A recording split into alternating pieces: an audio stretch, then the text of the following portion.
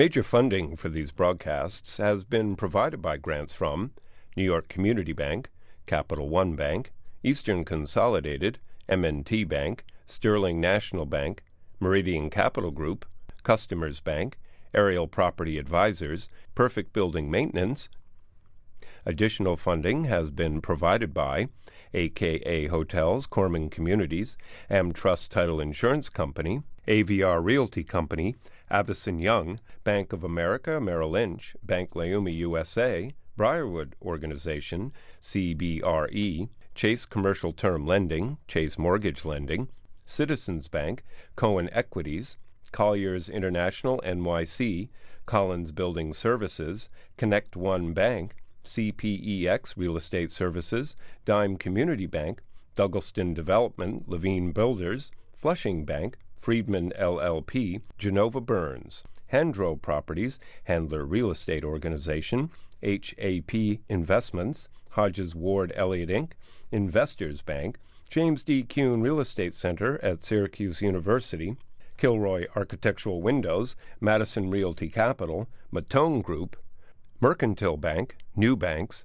Newmark Grubb Knight Frank, Optimum Window Manufacturing Corp., People's United Bank, Polsonelli, Rosewood Realty Services, SJP Properties, Stonehenge Partners, TD Bank, Terra CRG, the Knackle Group at Cushman & Wakefield, Maring Goff Family Foundation, the Moynihan Group, and these friends.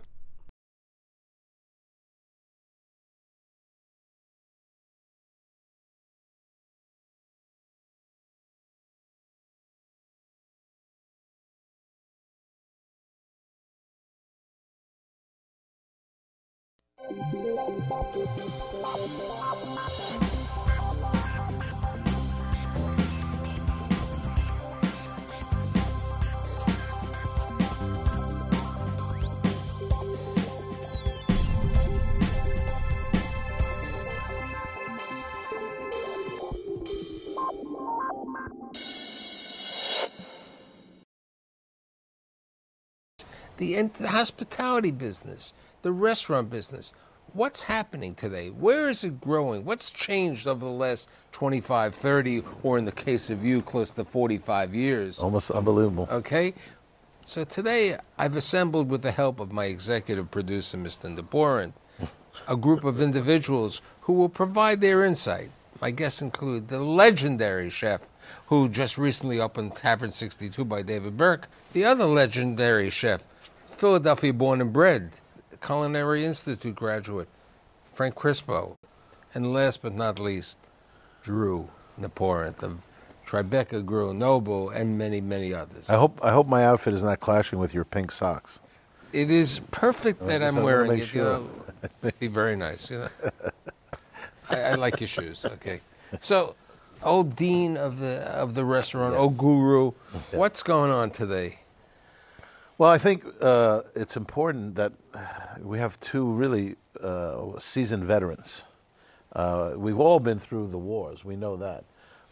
But in the case of Frank Crispo, what's really interesting is that he settled in to his own restaurant and has been there now, what, 16 years, right? Yeah, going on 17. Crispo on 14th Street. And David, who's... Wait, and he went into 14th Street before 14th Street was chic. I was just at the beginning with right, them. Yeah. Right. That space was... Couture's, No, that was Couture's, yeah. It was Couture's. Right, It was right. a very... Before that was called Piemonte. But in between Couture's and myself, it was Lou G. Siegel's. Lou G. Siegel's. Yeah, it was using as a As the rep state. interim before they opened in Brooklyn. And David Burke is a well-known name in the world of food around the United States and now even in the nation's capital. Oh, yeah. That's right. He's one of the few chefs who would even go near the nation's capital. That's right. He's the only one who took over for okay, let's get to the lawsuits. Topic. Get out of this. I thought the topic was the lawsuits the chefs engender. You know, ahead, but where are we sorry, today? I'm Okay, sorry. where are we today? We're having fun. We're having fun. But where are we today? Oh, okay? I think we're at an amazing point, especially in New York City, for the consumer. I think for the restaurateur and the chef, it's a difficult point because you used to go into business, and it's a restaurant business, so it's usually on a shoestring, and unlike other industries, we don't have the finances, the money to advertise. So it would be word of mouth, and you'd hit a home run if you got a great review in either the New York Times or New York Magazine, and that you would have a pretty good run at that. Now, with the advent of social media, the mix, everyone's in the mix, Michael. So you might get 3 stars from the New York Times, and 3 weeks later, they're already moving on. Right? Oh, yeah. They're already moving on. Yeah. So And 3 weeks later, the Yelp things come out, and everything else is over there. That's exactly And the Instagram. I mean, the world has changed, okay? And as you were saying before in the green room, the consumer today doesn't remember the old restaurants. And you just brought it up before. well, the new generation. The new generation of the consumer. the The one thing- millennium, millennials have a different item. I mean, your restaurants don't really gear to the new one, to the millennium. Well, we try to. My son is a millennial, and he's got a social media company, so he tries to give me advice on what to do. Well, the neighborhood can affect It's the that. neighborhood. It's really more. I mean, of if a you're on the Upper neighborhood. East Side versus the Lower East If you were Side, Murray Hill, okay, then you'd have people who don't spend money. So it's a different case, okay? You could have the millenniums, but they're not going to spend money. They're going to be more into, as you would say to me years ago, when there's a recession, they drink beer. When it's a good time, they drink wine. I like that. Yeah. well, and also in the recession, I mean, the steakhouses have always been able to maintain weatherproof, or weather the storm on a recession because the value is there and your expectations are met. Now that we have all of these social media people writing, and there's more than one, or there used to be Gourmet Magazine, New York Times, New York Magazine would be your reviews. Gourmet Magazine being the best at the time because people would read that from all over the country and come in with the review 6 months later. Now you get a good review and it can last for 3 weeks. And the social media people that are reviewing so don't necessarily have the budget to come in and eat 3 times and order the right wines and check. They come in on a whim. They eat one meal. They're called influencers. They eat one meal as a comp meal, which is fine, and they write a little piece on you. And they're being directed by the publicist. So the publicist is directing the influencer if I for a remember- one-time shot and giving you a plug. My friend Drew, we once had this discussion about publicists. The publicist for his restaurant is Drew, Right? okay? Yeah, but you know what, In Michael? many cases. Michael, first of all, we could not afford another $50,000 salary in a small restaurant, or more, Yes. more.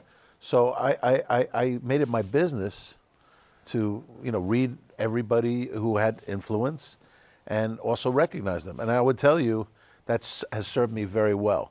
But the truth is, the PR people actually work like lobbyists now.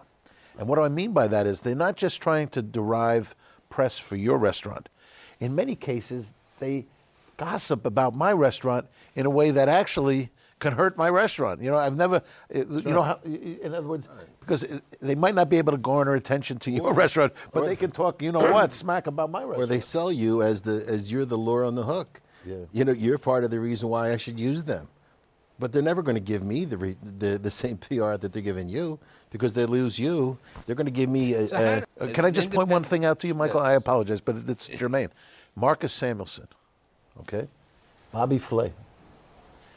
These are guys that they don't have one PR. They don't have 2 PR. In some cases, they have 3 and 4 for different things. Some for the restaurant, some for the media that they're in. And this just powers them through. And then there's moments where it might not look like it's working, but it's the repetition.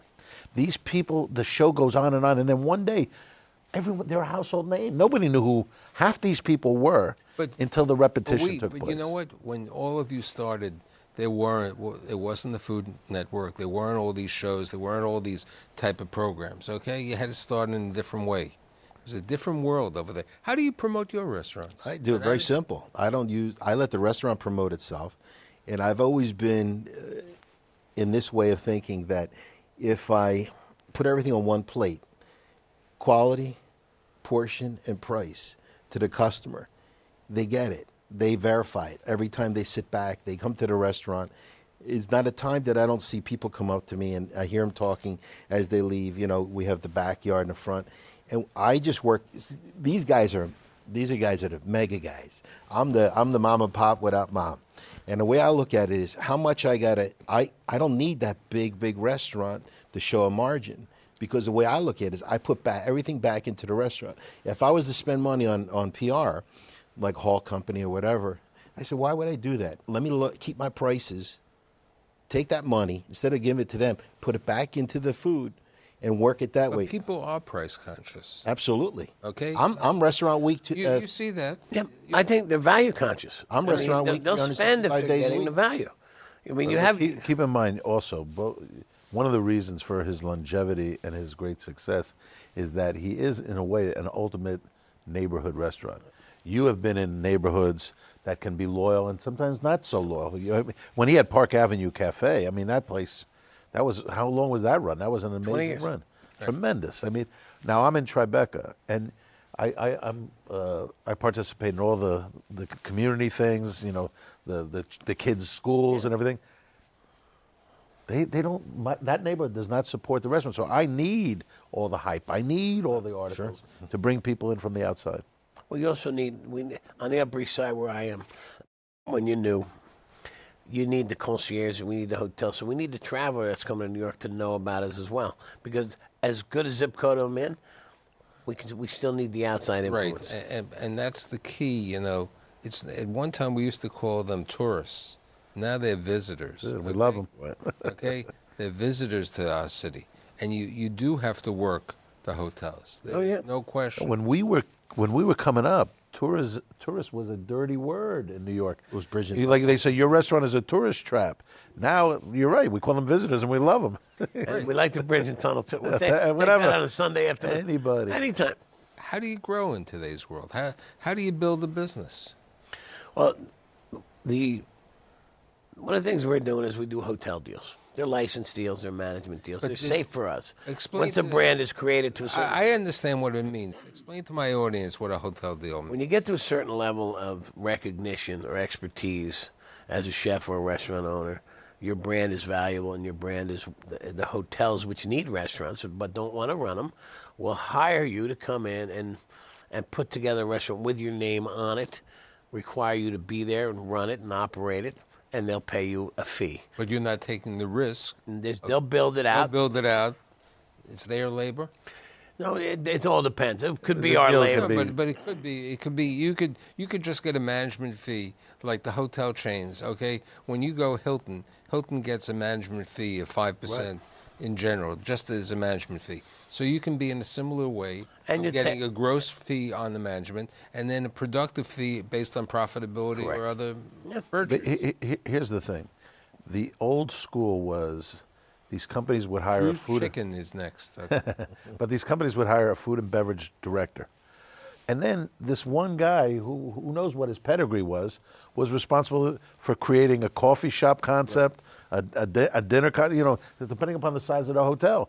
So instead, now they come to an established chef with a great name, a great pedigree, and they're much better off because it's like having it's like Las Vegas. It's like having an attraction, you know, in your hotel. Most of the restaurants in Vegas that way? That's exactly what they are. Yes. And when we first started to talk to Steve Wynn, you know what he said to me? We were negotiating for Nobu very early on. This is 1995. By the way, the Bellagio was a hole in the ground. Right. It hadn't even been erected. And he shows me a virtual reality of the lake where the Bellagio was going to be. And he's got a circle, you know, signage on the lake. And he says, I just want a few places. Well, he wound up with, like, I don't know, at least 20 probably. Yeah. But then he says, you know, I have my own Japanese restaurants at the Mirage, at the Treasure Island. He goes, you got to give me something that I can't do myself. And guess what? We did. We did. So where do you see the opportunities for yourself? Real estate, buying your own building. You know, with the labor laws and what's going to happen in the near future, for me, who likes to be in the place, I like these guys as well, but I'm sort of like, I'd like to be grounded in that, you know, and maybe single concepts where I can do what I want to do, get back to what I want to do. What about fast casual Italian? Not a problem. That's what I am right now. Frank never talks about this, but we worked together. He was the chef at Zeppeli. I know, I read that article. In the Vecchio. But we had some great ideas there, tremendous. And it was a very good learning experience because before we settled on doing this thing, I was trying to attract Monterano. Is that the guy in Fort Lauderdale? Yeah. I had the Sopranos. They were going to put him in the business. Or even I was trying to think about Rayo's. Now, we opened this great Italian restaurant. He's a terrific chef. We get 2 stars from Ruth Reichel. Unbelievable. The restaurant's packed. And it was the first time, this is years ago, it fell off the shelf like 2 months later. The volume. And I was like, well, you know what this is? People are not going to go out of their district for an Italian restaurant because there's so many good neighborhood Italian restaurants. So we had to reboot. But, you know, I mean, it was a great learning experience. And then he went on to open his own restaurant. Well, Tribeca at that time wasn't like it is now. No, Tribeca. I mean, look, It's downtown built up. was. Yeah, no, but it's built up. there When he went, it was Cowboys and Indians. It's there now. There's people. It's a live, work, shop neighborhood. Oh, over yeah, there. absolutely. It's a 24/7 neighborhood over there, as opposed to. But we just moved Nobu after 23 years. You asked about, you know, he mentioned real estate, and this is what you do. We paid over, I would say in the 23 years that we were there, we had paid close to $5 million, and that wasn't good enough. So we found a benevolent landlord in L&L at 195. They put their money where their mouth is. We built this gorgeous restaurant now, and now we'll pay twice as much rent. What, they built it for us, but that'll catch up. But you were out of debt anyway in the old location, right? So. No, you know, the old location was still doing amazing business, and this is the first time I've ever actually moved a restaurant in the sense that you're moving the whole staff. Right. Normally when a restaurant closes, it's like a death in the family. Wow. So people lose their jobs. Here's a question about a trend, okay? These, I won't call them food court because people... No, now they're food halls. They're food halls. You charge more. They're food halls. And they look like food courts. What happens is, you know, some of the food halls, like the one at the Garden, the Pensy, doesn't have ventilation, so nothing's actually cooked there? Nothing's actually cooked there. So yeah, but there's some equipment out there that you can still cook with. It's self-ventilation. Right, but sucks down. Yeah. But what about the food halls? Do you see that as a the food halls are if you can command the whole food hall as a group, that's great. As long as you design it where you don't have to have so much labor. Labor is going to be the key. You know, when you have the place like Todd English has down in the Plaza Hotel. On a slow night, you still have to man 15 stations, so you can't send somebody home. You have to bang on being busy all the time, unless you design it where Italy, where people everything's so. You must. So we own our own businesses. When we go into these places, what do we see? We don't see the food and beverage. We see the payroll. Italy's designed that way, even in Torino, Italy. It's all they spread still out. have it separated. You know, in America, I'm surprised it really works, but it does work because the novelty of it. The number one customer are Italian visitors. To Italy here. Yeah. Well, Chicago, it's a different formula because they don't have that many tourists as much as you guys are too young. Yeah, they go for crime. Yeah. The Italians, they come off the plane. Tourists. They go to Italy. But then after that, find a good they go espresso. to Asian restaurants. Then they go back to Italian restaurants. Which are now owned by the Croatians. Right. Well, You know, you're the only one who will remember this. These guys probably don't remember this, but in the World Trade Center, when Joe Baum conceptualized not just Windows on the World, not just the Market Bar, he had something called the Big Kitchen. And the Big Kitchen was exactly a food hall, well in advance of all this stuff. And I remember going through, and, you know, they had a commissary at the bottom with Jacques Pepin and all those, you know, those guys. And the hamburgers were over here. Everything was so spread out. I was like, but this here's, doesn't make any we sense bring from up the payroll. You know, do you know the number of food halls that are in various stages of development in the city today? That's crazy. well, the one Anthony Bourdain is going to do on 15th. He's one I think of he's them, out. okay? Is that happening? We're talking in downtown Brooklyn. There are 3 food halls. Let's be realistic, okay? Yeah. How many food halls do you need in downtown Brooklyn within a half a mile of each other? Sure. Okay? You know, when the Barclays Center is open, fine, there are people near the Barclays Center. When the Barclays Center is not open, there's not that much people over Sure. there. By the way, we touched on PR. Now, the Barclays Center opened with probably the best PR, not only for the building, but for their food and beverage. But when people actually went in there and started eating the food, then they realized, you know, the PR outdid the that's substance. Not meeting your expectation. I read reviews all the time, like we all do. And I'll go to a restaurant and I'll say, there'll be 30 seats in it. And I'm like, the way these reviews read, I thought this was a real grandiose restaurant, or at least had some sense of design and style, and it'll be a shop.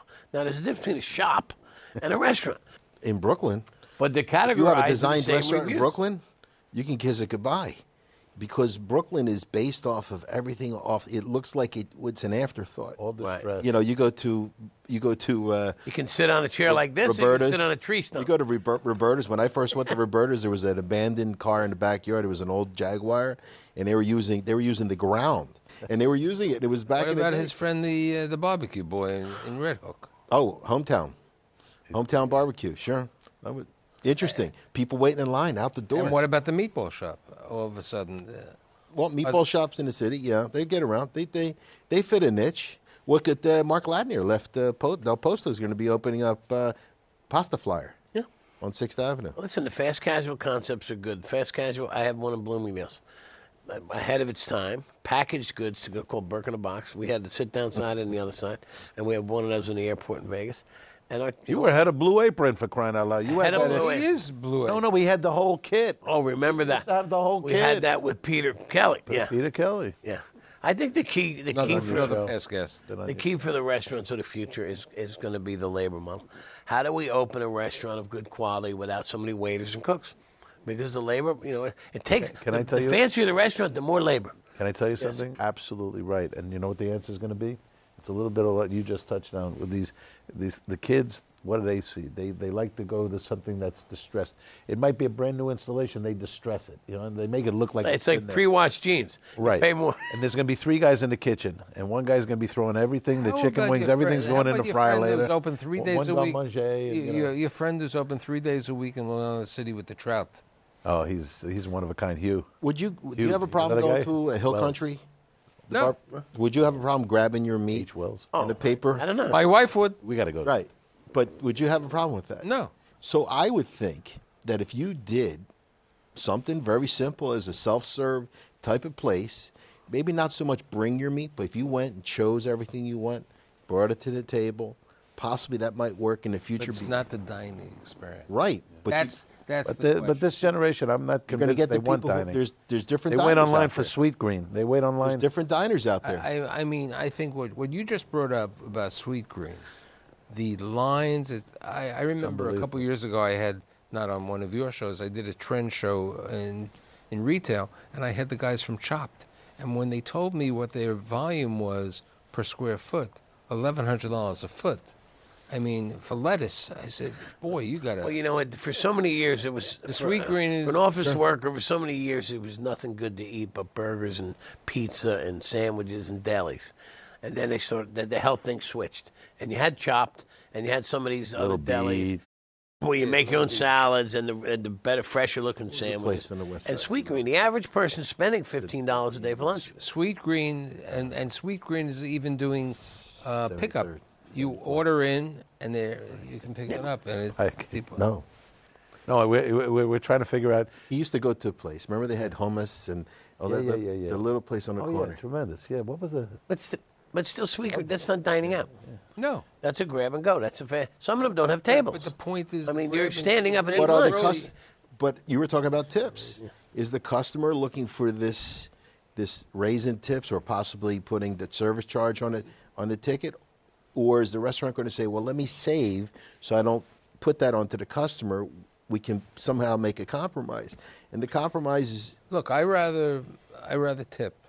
I'm the old school. I think everyone would rather. Okay, I don't see it over there. Unless it's Uber. I love Uber because I don't have to take my No, card but out and I Uber, go. but Uber is not. But guess what? Any day now, those guys want tips. It was Well, in that's today's the same for newspaper. now. It's just the convenience of not seeing it, When we used to go to Europe and everything was on the bill, we Correct. thought that was great. and we still left There's it. just one problem. If get you want to bad answer the service. question about tipping, just ask your waiters, do they want to be tipped or not? They're all going to say they want to be tipped. Right. So this whole fantasy about, create dignity and, make the job a full-time job, it's a transient position. Right. Even in the kitchen, we Right. know this.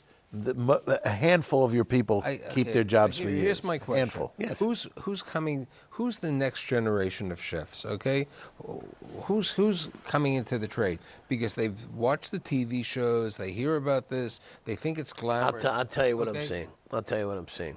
When I became a chef, it was not very popular. In fact, my dad was upset with me. Right, it was in the '70s. There were no TVs. There were no famous chefs of caliber. You know, there was Julia Child, Marcella Hayes, Right, cookbooks right. and this and that. It was a blue-collar job. Or, you know, somebody got kicked out of the Navy or something, was a cook. He came back from the Vietnam War, he got a job in the kitchen. My nephew Vinny got him a fucking job in the kitchen. So it was a bunch of misfits that became cooks and this and that. And there was a lot of passion. In the 21st century? Now you're getting white-collar people coming into the business thinking, I'll learn how to be a cook, and I'll open a restaurant in 5 years because my parents have money. And that's a different. So the passion. It's less than that they want to open. He doesn't explain that at the River Cafe, there was so much competition amongst all the young cooks that are there, and they all emerged because they all had to make sure that they were as talented as the guy who was working next to them. When I worked at that's the team effort. It's like the Yankees. When I worked That's at La right. Côte Basque, there was at least 10 to 12 guys waiting to take my job. I could show you a picture of him with Thomas Keller, Daniel Boulud, some of the John Shack, right? Remember? David Shack. David Shack. All these guys all went on to be great chefs. Ray Bradley. They all were in the one. Ray Bradley. They were all in the one kitchen. I mean, While he was there. we look. I'm a restaurateur. No, they're that chefs, was but the we Côte Basque. developed. We develop people. There isn't the same kind of threads now. There's nothing that binds these people. They're not loyal like they were. There's a lot of networking. You could, back in the day, you could work at the La Côte Basque and fill in for somebody at the La Caravelle or possibly go to Lutèce. You know, menus, classic cuisine. It was a lot brought people together because we were working off of cuisine. Back then, and also to get your stripes and become recognized as a good cook, you had to work in a good place. Now, I remember Bobby Flay, and I give him credit for it, back when he had, one of his places. People started working for him and getting credibility as being You work for Waxman. being a chef without being in a French restaurant or a high-end American one. Right. And all of a sudden, it was like, yeah, I'm a sous chef for Bobby Flay, and that's great. And Bobby was doing, Southwestern food. Before that, you worked at either the best American or best French restaurants to go, if you came to the CIA, to get credibility. You didn't go to a Chinese place. You didn't go to a Southwestern. You didn't, So, it expanded. All of a sudden, now I can work at almost a food truck and be called a chef. It's amazing that what he just said, because we used to look at a resume and if somebody didn't have a great place on the resume, you wouldn't even talk to them. Right. So when I opened the Nobo on 57th Street, I said, how many of you worked there with 3-star restaurants? Nobody raised their hand. 2-star restaurants. Nobody raised their hand. Right. Well, where have you worked? Dave and Buster's. So there's two schools. One is that you try to hire somebody who has a modicum of experience, and then it's easier to work with them, or you train them to your way, your standards, totally. But that's a lot harder. So what That's we're going to do, as I enter my 17th season in September, we will bring back the crew to talk about where they see the world going for 2018. I'd like to thank Thank you. my friend David, Frank, and of course Drew, and I'll see you next week. Thank you.